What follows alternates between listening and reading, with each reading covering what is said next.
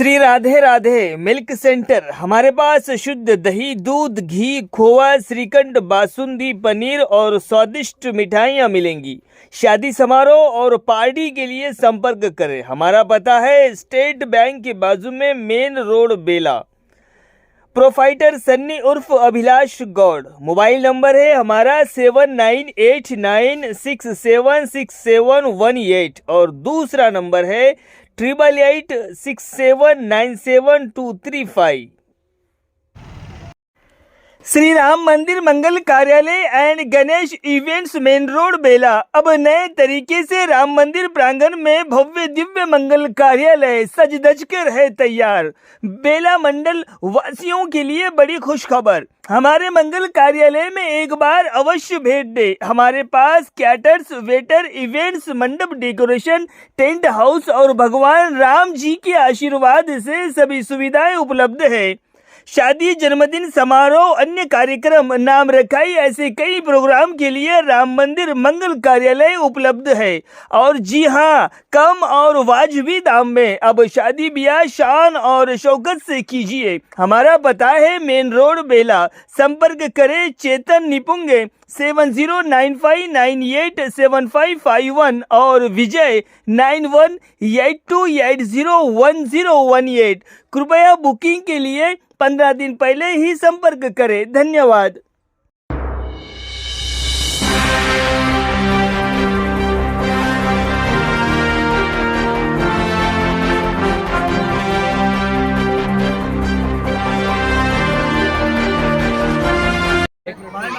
समाचार में आपका स्वागत है और मैं हूं शेख इस्माइल। दर्शकों, आज बेला शहर के अंदर, बेला मंडल केंद्र के अंदर क्रिसमस डे मनाया जा रहा है। अभी क्रिसमस डे क्या है? ये यीशु कृष्ण का आज जन्मदिन है और ये जन्मदिन समारोह जो है वो बड़े धूमधाम से आज बड़े पैमाने पर मनाया जा रहा है।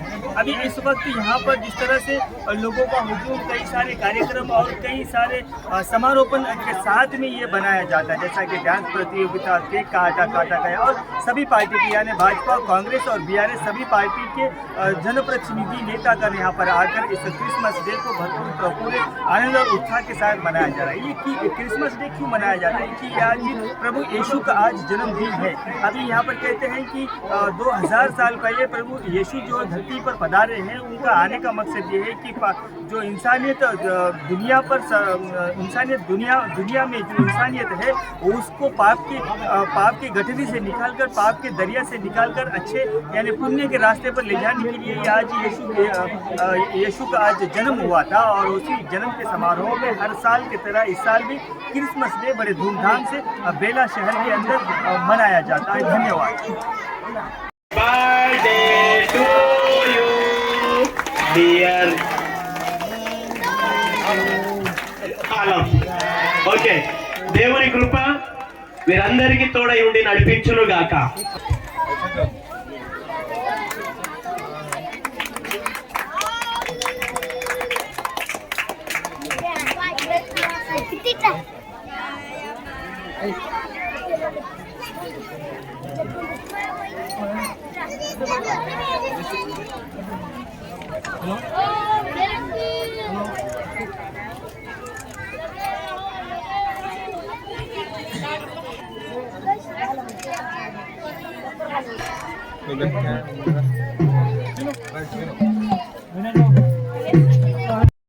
పాపులను సైతం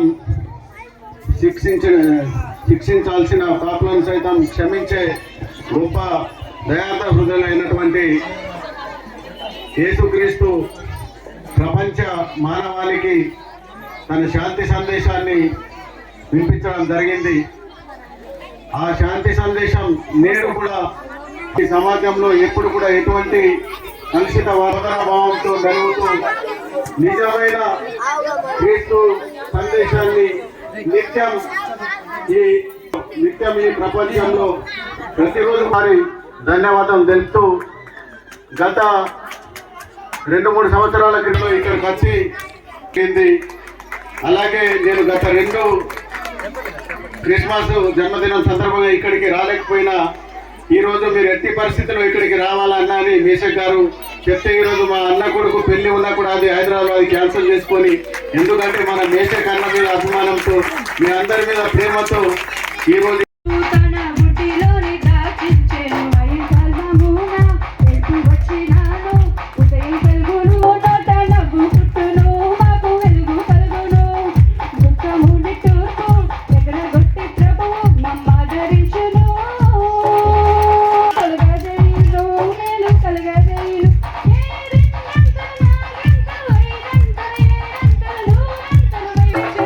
మునుపటి మందించే దర్శనం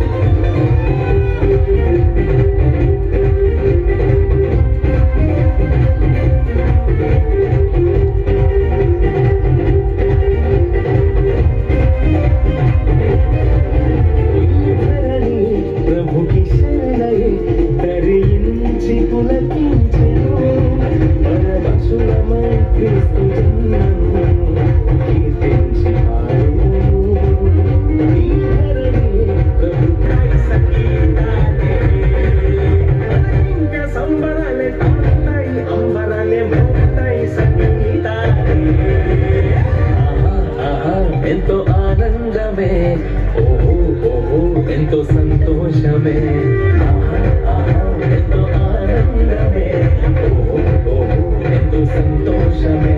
మహారాజు జన్మించాడులే, మహిమలెన్నో తెచ్చాడులే.